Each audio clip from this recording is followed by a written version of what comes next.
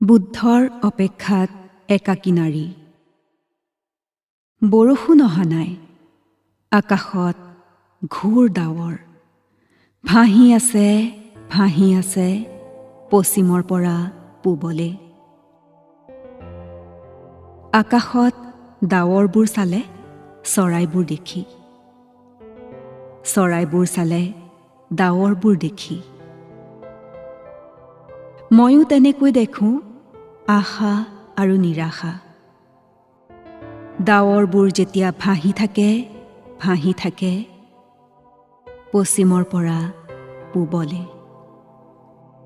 বৰষুণ অহা নাই, পাহাৰটোৰ বাটবোৰ খহটা হৈ আছে। মনৰ বাটবোৰহে এতিয়াই তিতিছে, দেহৰ বাটবোৰহে এতিয়াই হৈ পৰিছে পিছল।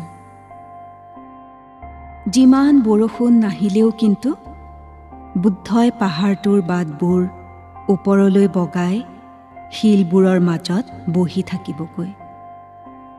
তেতিয়া সততে মই খিৰিকীৰে তেওঁক চাই থাকোঁ,